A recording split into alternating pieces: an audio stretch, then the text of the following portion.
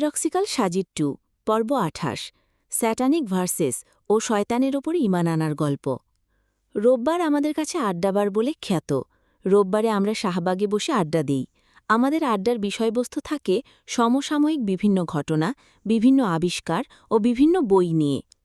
গত রোববারের আড্ডায় আমাদের সাথে পিকলুদাও ছিলেন। পিকলুদা হলেন আমাদের সবার কাছে প্রিয় ও পরিচিত মুখ। ক্যাম্পাসে পিকলুদাকে চেনে না এমন মানুষ খুঁজে পাওয়াই দুষ্কর। কেনই বা চিনবে না? যে লোক জাপান, হংকং এবং ক্যানাডা থেকে ৪ বার ফটোগ্রাফিতে গোল্ড মেডেল পায়, তাকে আবার চিনবে না এমন কেউ থাকতে পারে নাকি? আমরা পিকলুদাকে একজন উঁচু মাপের ফটোগ্রাফার হিসেবে জানলেও সাজিদের কাছে পিকলুদার কদর অন্য জায়গায়। সাজিদ পিকলুদাকে একজন উঁচুমানের বই পড়ুয়া হিসেবে চেনে। সাজিদের ভাষ্যমতে পুরো পৃথিবী থেকে যদি তন্ন করে খুঁজে সেরা ১০ জন বই পড়ুয়া লোক খুঁজে বের করা হয়, তাহলে পিকলুদার র্যাঙ্ক সেখানে সেরা ৩-এ থাকবে শিওর। পিকলুদার সাথে আমাদের চেয়ে সাজিদের সখ্যই বেশি।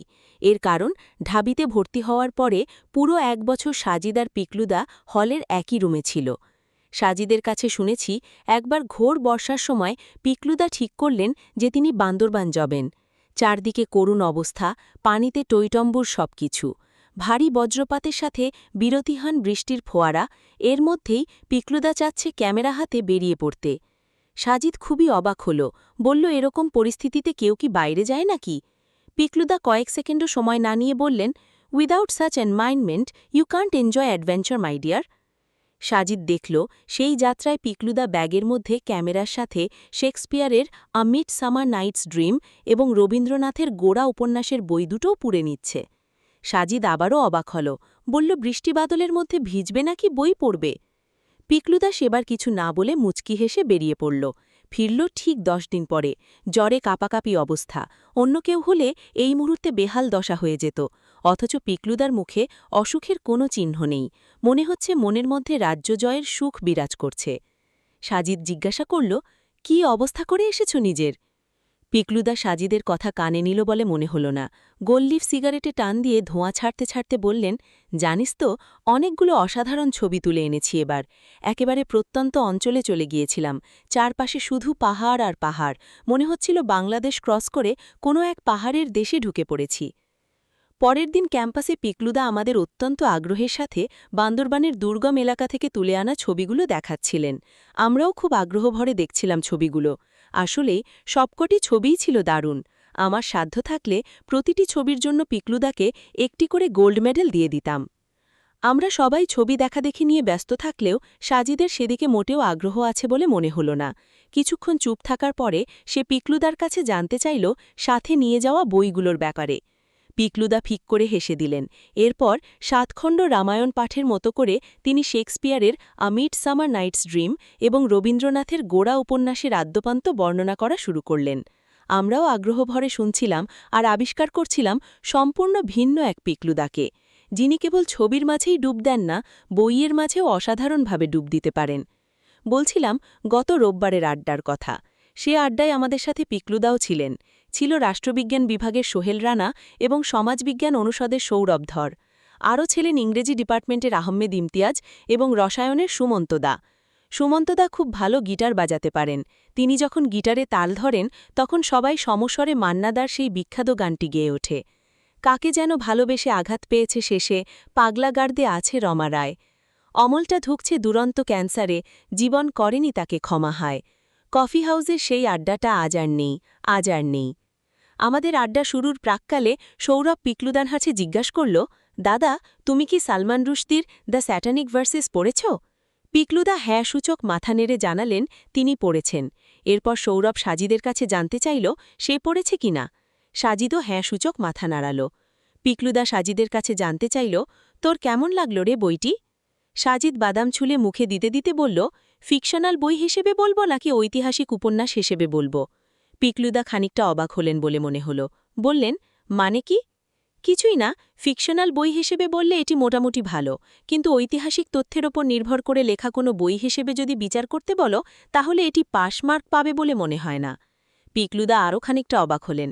বললেন, বইটাতে রুশদি যে ইনফরমেশন ব্যবহার করেছে সে ব্যাপারে তোর কোনো আপত্তি আছে? সাজিদ বলল, অলবৎ। কিন্তু তুই কি জানিস ওই বইতে রুশদি যে ইনফরমেশন ব্যবহার করেছে তার সবটাই ইসলামিক সোর্স থেকে নেওয়া? পিকলুদা বললেন, হ্যাঁ জানি। তুই বলতে চাচ্ছিস এসব ইসলামিক সোর্সে ভুল ইনফরমেশন দেওয়া আছে? থাকতেও পারে। দুনিয়ায় কুরআন ছাড়া সকল গ্রন্থ মানুষের লেখা, আর মানুষের লেখায় ভুল থাকাটাই স্বাভাবিক। সাজিদের সরল উত্তর। এবার কথা বলে উঠল ইমতিয়াজ ভাই। তিনি বললেন, দাঁড়াও দাঁড়াও, সালমান রুশদিকে তো চিনি এবং দ্য স্যাটানিক ভার্সেস নামক তার বইটার নামও শুনেছি আমি, কিন্তু যেটি বুঝতে পারছি না সেটি হলো তোমাদের বিতর্কের বিষয়। তোমরা দুজনে দ্য স্যাটানিক ভার্সেস নিয়ে বেশ ঝড়ো আলাপ করছো। মূল কাহিনীটা আসলে কি? পিকলুদা সাজিদকে উদ্দেশ্য করে বললেন, তুই একটু ব্রিফ করে দে এ ব্যাপারে। পিকলুদার কথায় সাজিদ বলতে শুরু করল, ইন্ডিয়ান লেখক সালমান রুশদি একটি বই লিখে খুবই বিতর্কিত হয়ে পড়েন। বইটার নাম দ্য স্যাটানিক ভার্সেস। রুশদি সেই বইতে কিছু ইসলামিক সোর্স থেকে দলিল টেনে ইসলামকে আক্রমণ করে এবং প্রমাণ করতে চেষ্টা করে যে কুরআন আল্লাহর কাছ থেকে নাজিল হওয়া নয়, বরং শয়তান থেকে প্রাপ্ত কিতাব। রুশদি সোর্স হিসেবে উল্লেখ করে আত-তাবারি এবং ইবনু সাদের মতো সিরাত গ্রন্থ। আত-তাবারি এবং ইবনু সাদে একটি ঘটনার উল্লেখ রয়েছে। ঘটনাটি হলো এরকম, রাসূল সাল্লাল্লাহু আলাইহি ওয়াসাল্লাম মক্কায় যখন দাওয়াত দেওয়া শুরু করলেন, তখন একদিন তিনি কাবা শরীফের প্রাঙ্গণে বসে সদ্য ইসলামে দাখিল হওয়া মুসলিমদের মাঝে বক্তৃতা করছিলেন। সেখানে মক্কার অন্যান্য পৌত্থলিক কুরাইশরাও ছিল। ঠিক এমন সময় জিব্রাইল আলাইহিসসাল্লাম ওহী নিয়ে রাসূল সাল্লাল্লাহু আলাইহি ওয়াসাল্লামের কাছে আগমন করেন। সেদিন জিব্রাইল আলাইহিসসাল্লাম সূরা নাজাম নিয়ে অবতীর্ণ হন। তাবারি এবং ইবনু সাদ বলছেন, সেদিন সূরা নাজামের ১৯ এবং ২০ নম্বর আয়াতের পর রাসূল সাল্লাল্লাহু আলাইহি ওয়াসাল্লাম আরও বাড়তি দুটি আয়াত তিলাওয়াত করেন, যা আদতে জিব্রাইল আলাইহিসসাল্লাম ওহী হিসেবে নিয়ে আসেননি। এই দুই আয়াত মূলত শয়তান রাসূল সাল্লাল্লাহু আলাইহি ওয়াসাল্লামকে ধোঁকা দিয়ে কুরআনের আয়াতের সাথে মিশিয়ে দিয়েছিল। পরে জিব্রাইল রাসূলকে এ ব্যাপারে সতর্ক করলে রাসূল তা ওহী ছিল না বলে বাদ দেন। সূরা নাজামের ১৯ এবং ২০ নম্বর আয়াত হল মুশরিকদের পূজিত সবচেয়ে বড় ৩ দেবী লাত, উজ্জা এবং মানাতকে নিয়ে। সূরা নাজামের ১৯ এবং ২০ নম্বর আয়াত হল, তোমরা কি ভেবে দেখেছ লাত ও উজ্জা সম্পর্কে, এবং আরেক দেবী মানাত সম্পর্কে। তাবারি এবং ইবনু সাদ বলছেন, এই দুই আয়াতের পরে আরও দুটি বাড়তি আয়াত ছিল, যা পরে রাসূল সাল্লাল্লাহু আলাইহি ওয়াসাল্লাম ভুল বুঝতে পেরে বাদ দিয়ে দিয়েছিলেন। সেই আয়াত দুটি এরকম, These are the high-flying ones whose intercession is to be hoped for, অর্থাৎ তারা হলেন খুবই উঁচু পর্যায়ের ক্ষমতাবান দেবী, তাদের কাছে সাহায্যেও চাওয়া যায়। তাহলে তাবারি এবং ইবনু সাদের বর্ণনা মতে সূরা নাজামের ১৯ এবং ২০ নম্বর আয়াতের সাথে বাদ পড়া দুই আয়াত জুড়ে দিলে কিরকম শোনায় দেখা যাক। তোমরা কি ভেবে দেখেছ লাত ও উজ্জা সম্পর্কে, এবং আরেক দেবী মানাত সম্পর্কে। তারা হলেন খুবই উঁচু পর্যায়ের ক্ষমতাবান দেবী, তাদের কাছে সাহায্যেও চাওয়া যায়। ইবনু সাদ এবং তাবারির দাবি, পরের দুই আয়াত শুনে মক্কার মুশরিকরা খুব উৎফুল্ল হয়ে উঠল। তারা ভাবল, মোহাম্মদ সাল্লাল্লাহু আলাইহি ওয়াসাল্লাম এখন তাদের দেবীদের প্রশংসা করলেন, তার মানে মোহাম্মদ সাল্লাল্লাহু আলাইহি ওয়াসাল্লাম তাদের দেবীদের প্রভু হিসেবে মেনে নিয়েছেন। তাই সেদিন মোহাম্মদ সাল্লাল্লাহু আলাইহি ওয়াসাল্লাম এবং অন্যান্য মুসলিমদের সাথে মক্কার মুশরিকরাও সিজদা করেছিল মক্কা প্রাঙ্গণে। ইবনু সাদ এবং তাবারির এই রেফারেন্সগুলো পরে ইসলাম বিদ্বেষী এবং খ্রিস্টান মিশনারিরা লুফে নেয়। তারা এই ঘটনাকে সত্য প্রমাণ করার জন্য সূরা ইসরার ৭৩ থেকে ৭৫ নম্বর আয়াত এবং সূরা হাজের ৫২ নম্বর আয়াতকে রেফারেন্স হিসেবে দাখিল করে থাকে। সাজিদের সংক্ষিপ্ত ব্রিফিং শেষ হলে ইমতিয়াজ ভাই বললেন, মারাত্মক ব্যাপার তো তা। রুশ দিয়ে ইনফরমেশনগুলো কোথায় পেয়েছে? আত-তাবারি এবং ইবনু সাদের সিরাতে? হ্যাঁ, বলল সাজিদ। পিকলুদা বললেন, আচ্ছা সাজিদ, তোর মতে রুশদি এখানে ভুল ইনফরমেশন দিয়ে মানুষকে বিভ্রান্ত করেছে, এই তো? হ্যাঁ, সাজিদের উত্তর। হাসল পিকলুদা, বলল, আচ্ছা ধরেই নিলাম যে সালমান রুশদি ইসলামের কিছুই জানে না বা কিছুই বোঝে না, কিন্তু তুই কি বলতে চাচ্ছিস ইবনু সাদ আর আত-তাবারির বর্ণনাও ভুল? সাজিদ হালকা দম নিয়ে বলল, দাদা, আমি আগেও বলেছি, ইবনু সাদ হোক বা আত-তাবারি হোক বা অন্য যে কেউ, তাদের কাছে তো আর ওহী আসত না। যেহেতু তাদের গ্রন্থগুলো আসমানি কিতাব নয়, তাই সেগুলোর মধ্যে ভুলভ্রান্তি থাকতেই পারে, অস্বাভাবিক কিছু নয়। এতক্ষণে পরে সোহেল রানা ভাই মুখ খুললেন, বললেন, আচ্ছা সাজিদ, ধরেই নিলাম তুমি ঠিক বলছ, ইবনু সাদ বা আত-তাবারির বর্ণনা ভুল। এখন প্রশ্ন হচ্ছে, কেন তাদের বর্ণনা ভুল, বা তোমার কাছে কেন তাদের বর্ণনাকে ভুল মনে হচ্ছে? এবার আমরা সবাই নড়েচড়ে বসলাম। এরই মধ্যে আড্ডায় চলে এসেছে পঙ্কজদা, ইসলামিক স্টাডিজের ইব্রাহিম খলিল এবং ফিন্যান্সের শরীফ ভাই। সোহেল ভাইয়ের সাথে সুর মিলিয়ে সৌরভ বলল, yes, explain, Why you think renowned author both at-Tabari and Ibn Sa'd are wrong according to you? ইতিমধ্যে আড্ডায় অনেকে এসে জমা হওয়াতে আড্ডা বেশ জমে উঠেছে। আমরা সবাই অপেক্ষায় আছি সাজিদের উত্তরের জন্য। দেখার অপেক্ষা সাজিদ কিভাবে এই ক্রিটিক্যাল প্রশ্নের উত্তর দেয়। একটু ঝেড়ে কেশে নিয়ে সে বলতে শুরু করল, প্রথমে আমাদের বুঝতে হবে ইবনু সাদ বা আত-তাবারির গ্রন্থে যা আছে তা মানুষের রচনা। এর মধ্যে যেমন শুদ্ধ জিনিস শুদ্ধ বর্ণনা আছে, ঠিক তেমনি ভুল জিনিস ভুল বর্ণনা থাকাটাও স্বাভাবিক। কারণ ইবনু সাদ বা আত-তাবারি কেউই রাসূলের যুগের প্রত্যক্ষ সাক্ষী ছিলেন না। তারা রাসূলের জীবনী লিপিবদ্ধ করতে গিয়ে যেখানে যার কাছে যা পেয়েছেন তাই লিপিবদ্ধ করেছেন। ভুল শুদ্ধ কতটুকু তা নির্ণয়ের চেয়ে আপাতত সংরক্ষণ করাকেই তারা প্রাধান্য দিয়েছিলেন। তাদের রচনায়ও যে ভুল থাকতে পারে তা তারা নিজেরাও স্বীকার করে গেছেন। আত-তাবারি তার কিতাবের শুরুতেই বলেছেন, Hence, if I mention in this book a report about some men of the past which the reader of listener finds objectionable or worthy of censure, because he can see no aspect of truth nor any factual substance therein, let him know that this is not to be attributed to us, but to those who transmitted it to us, and we have merely passed this on as it has been passed on to us. অর্থাৎ তিনি শুধু তাই কিতাবে স্থান দিয়েছেন যা তার পর্যন্ত পৌঁছেছে।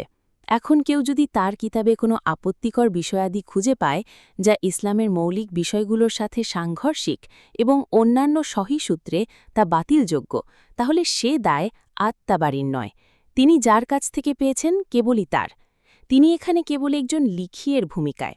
সুতরাং আত-তাবারির বর্ণনা যে ভুল হতেও পারে তা আত-তাবারিই বলে গেছেন। একই কথা একই ব্যাপার ইবনু সাদের ক্ষেত্রেও। এতটুকু বলে সাজিদ থামল। পিকলুদা বললেন, ভুল হতে পারে মানে এটি প্রমাণিত হয় না যে তিনি ভুল হতে পারে পরের শর্ত কিন্তু সঠিকও হতে পারে। আমরা তাহলে কোনটি ধরে নেব, তিনি ভুল না শুদ্ধ? সাজিদ হাসল। এরপরে বলল, দেখা যাক কি হয়। এরপর আবার বলতে শুরু করল, সকল ইতিহাসবিদদের মতে সূরা নাজম নাজিল হয় রাসূল সাল্লাল্লাহু আলাইহি ওয়াসাল্লামের নবুয়ত প্রাপ্তির ৫ম বছরে রজব মাসে, যে বছর প্রথম একটি মুসলিম দল আবিসিনিয়ায় হিজরত করে। অর্থাৎ রাসূল সাল্লাল্লাহু আলাইহি ওয়াসাল্লামের মদিনায় হিজরতের আরও ৮ বছর আগে। এখন সালমান রুশদি এবং খ্রিস্টান মিশনারিদের দাবি রাসূল সাল্লাল্লাহু আলাইহি ওয়াসাল্লাম শয়তান থেকে ওয়াহি প্রাপ্ত হয়েছিলেন এবং পরে আল্লাহ কুরআনের আরও কিছু আয়াতের মাধ্যমে রাসূল সাল্লাল্লাহু আলাইহি ওয়াসাল্লামকে এই ব্যাপারে সংশোধন করে দেন।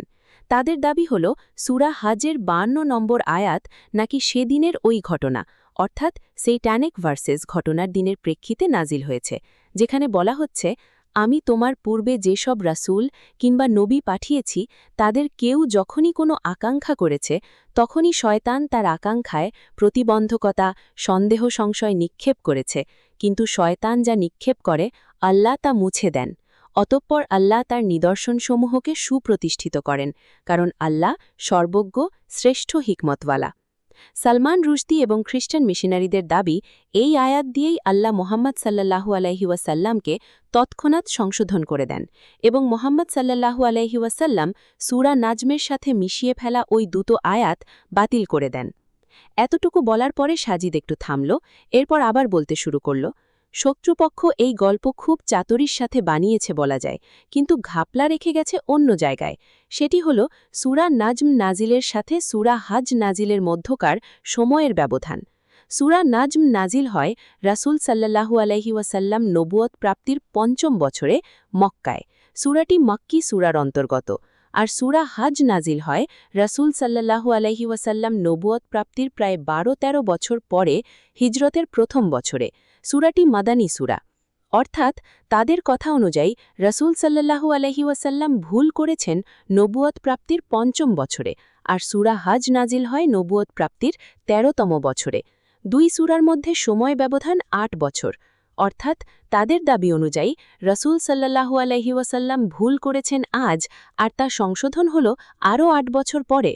সাজিদ জোরে বলতে লাগল, আচ্ছা বলুন তো, নেহাত পাগল ছাড়া এই গল্প কোনো মানুষ বিশ্বাস করবে? ভুল করেছে আজ, আর তা সংশোধন হল আরও ৮ বছর পরে। তাদের দাবি মানতে গেলে বলতে হয় এই ৮ বছরের মধ্যে রসুল সাল্লাল্লাহু আলাইহি ওয়াসাল্লাম সূরা নাজমে লাত, উজ্জা, মানাতের মতো দেবীর প্রশংসা করেছেন, আবার একই সাথে কালেমায় বলেছেন লা ইলাহা ইল্লাল্লাহ, অর্থাৎ আল্লাহ ছাড়া কোনো সত্য ইলাহ নেই। একদিকে দেবীদের কাছে সাহায্য চাওয়ার বৈধতা, আবার অন্যদিকে লা ইলাহা ইল্লাল্লাহ বলে তাদের বাতিল করে দেওয়া। এত সব কাহিনী করার পরেও কিভাবে তিনি সেখানে আল আমিন হিসাবে থাকতে পারেন? How possible? আমরা কেউই কোনো কথা বললাম না, চুপ করে মনোযোগ দিয়ে সাজিদের কথাগুলো শুনে যাচ্ছি। সে আবারও বলতে আরম্ভ করল, ঠিক আছে, তর্কের খাতিরে ধরেই নিলাম যে সেইটানিক ভার্সেস সত্য, তাহলে চলুন সূরা নাজমের আয়াতের সাথে ওই তথাকথিত শয়তানের আয়াতগুলো আমরা আরেকবার দেখে নিই। ১৯ তোমরা কি ভেবে দেখেছ লাত ও উজ্জা সম্পর্কে? ২০ এবং আরেক দেবী মানাত সম্পর্কে। ২১ তারা হলেন খুবই উঁচু পর্যায়ের ক্ষমতাবান দেবী। ২২ এবং তাদের কাছে সাহায্যও চাওয়া যায়। ২৩ এগুলো তো কেবল এই যে লাত, উজ্জা, মানাত, এসব কেবল কতগুলো নাম মাত্র যা তোমরা আর তোমাদের পূর্বপুরুষরা রেখেছ। এদের ক্ষমতার পক্ষে আল্লাহ সুবহানাহু ওয়া তাআলা কোনো প্রমাণ অবতীর্ণ করেননি। তারা তো শুধু অনুমান আর প্রবৃত্তিরই অনুসরণ করে, যদিও তাদের কাছে তাদের প্রতিপালকের পক্ষ থেকে পথ নির্দেশ এসেছে। খেয়াল করুন ২১ এবং ২২ নম্বর আয়াতের পরে আল্লাহ সুবহানাহু ওয়া তাআলার কাছ থেকে কোনো রকম সংশোধনী আসার আগেই ঠিক ২৩ নম্বর আয়াতে এসে বলা হচ্ছে এগুলো লাত, উজ্জা, মানাত ইত্যাদি তো কেবল কিছু নাম মাত্র যা তোমরা বা তোমাদের পূর্বপুরুষরা রেখেছ। এদের ক্ষমতার পক্ষে আল্লাহ সুবহানাহু ওয়া তাআলা কোনো প্রমাণ অবতীর্ণ করেননি। বড়ই আশ্চর্যের, তাই না? একটু আগে বলা হলো তারা হলেন খুবই উঁচু পর্যায়ের দেবী, তাদের কাছে সাহায্যও চাওয়া যায়। আবার তার ঠিক পরেই বলা হচ্ছে এগুলো তো কেবল কিছু নাম মাত্র যা তোমাদের মস্তিষ্ক প্রসূত। What are double standard! এরকম ডিগবাজি দেওয়ার পরেও যারা একত্ববাদে বিশ্বাস রেখে নতুন ইসলামে এসেছে তারা কি মুহাম্মদ সাল্লাল্লাহু আলাইহি ওয়াসাল্লামকে ছেড়ে তৎক্ষণাৎ চলে যেত না? আর কুরাইশরা এত পাণ্ডিত্যের অধিকারী হয়েও এটি বুঝতে পারল না যে মুহাম্মদ সাল্লাল্লাহু আলাইহি ওয়াসাল্লাম তাদের সাথে মাইন্ড গেম খেলছে? সাজিদ থামল। পিকলুদা জিজ্ঞেস করলেন, তাহলে বলা হয় যে আবিসিনিয়ায় হিজরত করা একটি দল এই ঘটনা শুনে, অর্থাৎ মুহাম্মদ সাল্লাল্লাহু আলাইহি ওয়াসাল্লাম কর্তৃক মুশরিকদের দেবদেবীদের স্বীকৃতি দেওয়ার ঘটনা শুনে ফেরত চলে এলো, তাদের ব্যাপারে কি বলবে? সাজিদ বলল, হ্যাঁ, তারা ফেরত এসেছিল ঠিকই, কিন্তু তারা ফেরত এসেছে এই ঘটনা শুনে নয়, অন্য ঘটনা শুনে। নবুয়তের ৫ম বছরে তৎকালীন আরবের অন্যতম বীর উমার ইবনুল হাত্তাব রাদিয়াল্লাহু আনহু এবং হামজা রাদিয়াল্লাহু আনহুর মতো প্রভাবশালী ব্যক্তিদের ইসলাম গ্রহণের খবর শুনে মক্কার পরিস্থিতিকে কিছুটা নিরাপদ ভেবে তারা ফেরত এসেছিল। তথাকথিত সেটানিক ভার্সেস নাজিল হওয়ার কথা শুনে নয়। প্রত্যেক সহি রেবায়াতে এটার বর্ণনা পাওয়া যায়। আমাদের কারোর মুখে কোনো কথা নেই। সাজিদ পিকলুদার দিকে তাকিয়ে বলল, পিকলুদা, আচ্ছা তুমি ঈশ্বরে বিশ্বাস করো? ঠিক তো? হ্যাঁ। বিশ্বাস করো যে ঈশ্বর বলে কেউ নেই? বিশ্বাস করি যে ঈশ্বর বলে আদৌ কেউ নেই। আচ্ছা, তুমি কি বিশ্বাস করো শয়তান বলে কেউ আছে, যাকে দেখা যায় না, ধরা যায় না, বোঝা যায় না? আরে না, আমি অমন ফাউ জিনিসে বিশ্বাস করি না। ঠিক বলছো তো? হ্যাঁ।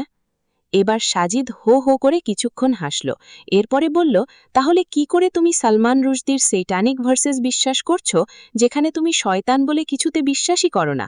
সালমান রুশদিকে বিশ্বাস করতে হলে তোমাকে আগে শয়তানের ওপরে ঈমান আনতে হবে, তারপরেই না সেইটানিক ভার্সেস শয়তানের আয়াত বিশ্বাস করা যাবে। এতক্ষণের নীরবতা ভেঙে সবাই এবার হাসিতে ফেটে পড়ল। অট্ট হাসিতে ভরে উঠল আমাদের আড্ডাস্থল। মাগরিবের আজান হচ্ছে। পিকলুদা, পঙ্কজদা আর সৌরভ উঠে চলে যাবার পথ ধরল। আমরা মসজিদের পথ ধরলাম। দূরে পাখিরা আপন আলয়ে ফিরে যাচ্ছে। আমি আর সাজিদ পাশাপাশি হাঁটছি, ভাবছি, ইস, আজকের আড্ডাটা আরেকটু দীর্ঘ হলেও পারত।